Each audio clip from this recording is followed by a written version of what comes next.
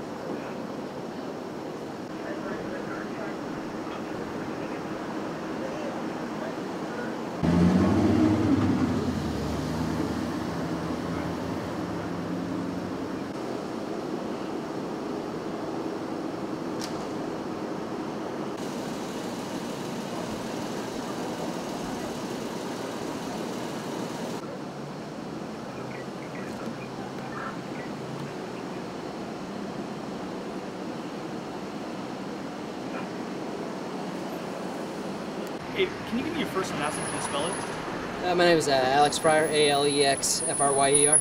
And tell me what were you doing at the time and what did you see?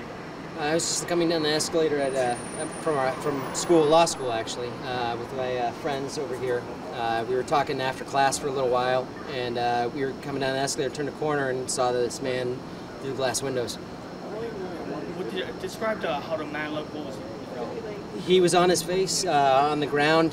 There were two women by him who were standing around him. Wasn't sure why he was. He looked like he could have been passed out. We're downtown. Looked like. I mean, there's a lot of people who are passed out on park benches here and there. Not a lot, but enough to where some people could walk by and not think of it. And they removed. They eventually poked. I looked at him. He looked. I mean, he just didn't look like he was. His face was on his bag.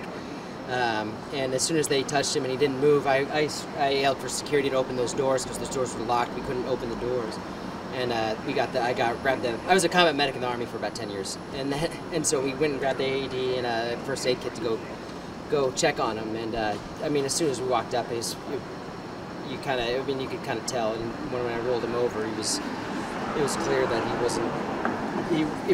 he didn't make it. Now, and walk me. What did you do at the time to him? Did you try to revive him? What did you do? No, I mean, I saw him. His face was extremely purple. I could tell he asphyxiated.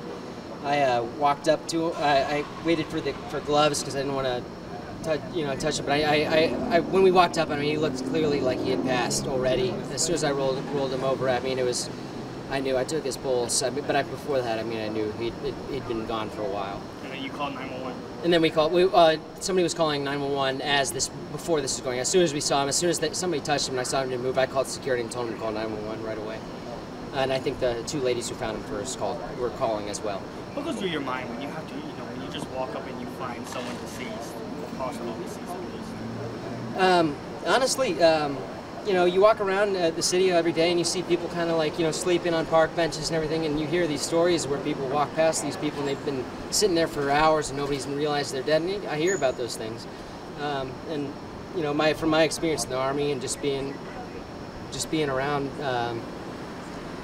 you just need to know. I mean, you never know what's going on with somebody. It was clearly out of place and everything like that. And I think, a bunch of people had walked past him before anybody even checked on him before we could find out. And truthfully, I think he fell over and he had his bag, a strap of his bag wrapped around his neck. I think he fell over unconscious from whatever reason, and that strap choked him. And if somebody had rolled him over, he could have lived. I don't know. That's pure speculation.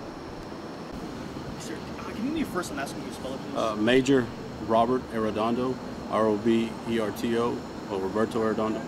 Arredondo, Arredondo. Just pretend the camera's up, you can talk to me. Walk me to what happened over here. Paramedics were dispatched to the location regarding a man down. Upon arrival, they found the man to be deceased, at which time Dallas Police Department was dispatched, and we've determined after our investigation along with the medical examiner's office that it is most likely a medical episode, and we're carrying this as an unexplained death. Okay, so it's not suspicious at all, or is it? I'm sorry? Is there any suspicious circumstances at all? Or? No, we're very confident it is an unexplained death, a medical episode. Okay, and then are people being kept out from the apartment or let in, or? Once we clear the scene, it'll be open. And how long has this been going on? What time was you guys? I don't have that information with me right now. That's good.